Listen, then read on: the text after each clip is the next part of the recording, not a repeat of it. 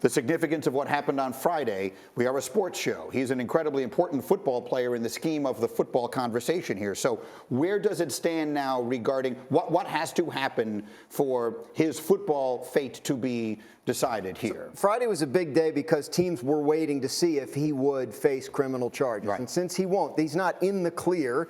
He still has 22 civil lawsuits pending. And again, the league could suspend him under the personal conduct policy. So if you trade for him, you might not have him for all 17 games this year. Teams know this. But what's happening now is interested teams are trying to set up meetings where they would talk to Deshaun Watson. They want to get in front of him. Hasn't played in a year. And as you mentioned, a lot has gone on in the past year that has changed public perception about Deshaun Watson.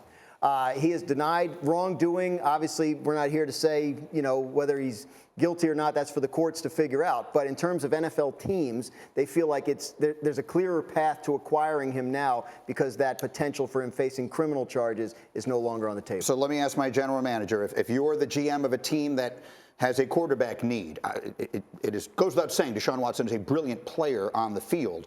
How are you going about this process now? It's very difficult to get a deal done, and here's why.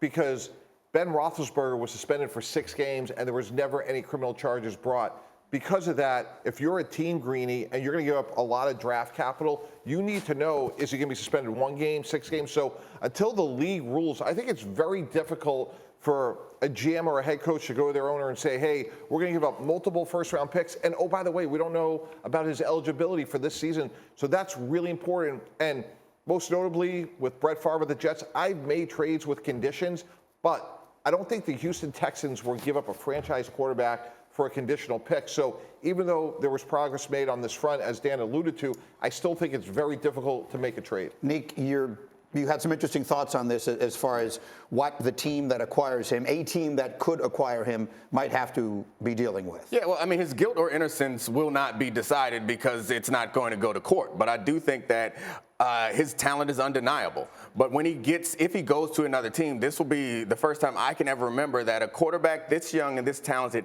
comes to an organization and the fan base will not be universally excited about it. Like the 22 credible accounts and the 22 civil cases outstanding, it's a big deal. And I think that people in a lot of cities and on a lot of teams are going to be not only have their excitement tamped down, they are going to be upset. Furious that a team that they thought that they could root for, a team that they believe in, that they believe reflects their beliefs and their values, would trade for somebody who has these allegations hanging over his head, and it will hang over his head for the rest of his career. I think we'll stop talking about it, but there are plenty of people, and they deserve the right to do this, who will never let that go because 22 is a lot. It's hard to look at that and suspect that nothing was done improper. So, Dan, you've made points similar to that many times over the course of our discussions here, Dan Orlovsky. What are your thoughts today now that Friday's events have taken place and perhaps looking ahead to what might be his immediate football future?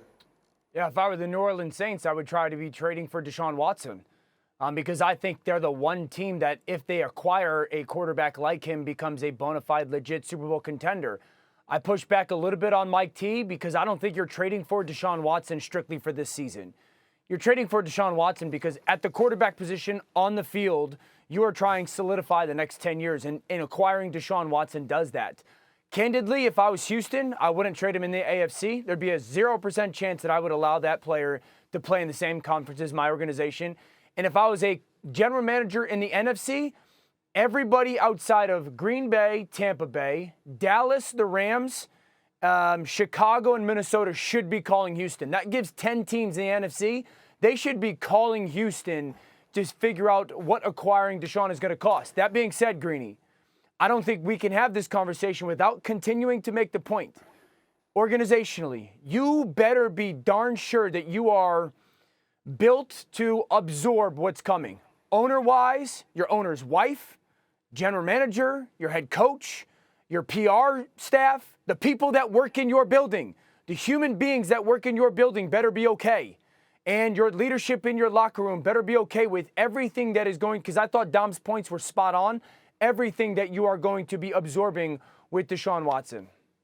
And it's a really good point. And again, we will see how all of that part of it plays out. Again, as I said, it's so hard to have football conversations about this, but I guess if I were to ask you a football question here on this, Mike T, what is the price? So Dan just mentioned all these teams should be calling. I'm thinking of the Eagles, who have 3 first-round picks this year. If other quarterbacks have been worth what they are worth, in a vacuum, Deshaun Watson would be worth all of that. Yes, now this is not a vacuum, obviously. Yeah, 100% from a football standpoint. The Philadelphia Eagles with Deshaun Watson are Super Bowl contender. I would give up those 3 ones immediately, and that is a win-win from a football standpoint. So it's really an unusual situation, to say the least. It is an opportunity from a football standpoint. Obviously, all these other issues are very significant, but 3 ones is definitely the price. So the upshot is, if there were people on Deshaun Watson's side of this that were excited, Friday, unlock some things, it's still going to probably take a while for this deal to. I think he'll get traded. I think he'll play somewhere else next year besides Houston. But there are a lot of hurdles that have to be cleared still before a deal can be. So unlikely that it happens this week as free agency begins. Yeah, I think Not it's going to take longer than that. Remember, there's 3 parties that have to agree: the Texans, the acquiring team, and Watson, who has a no-trade clause. So Right. it's got to be somewhere he wants to play too. Agree. Just to take it behind the scenes, that other team's probably calling in the league office to say, hey, where are you with things? Right. Is a suspension on the table? What's the time frame of it? Thank you for watching ESPN on YouTube. For live streaming sports and premium content, subscribe to ESPN+.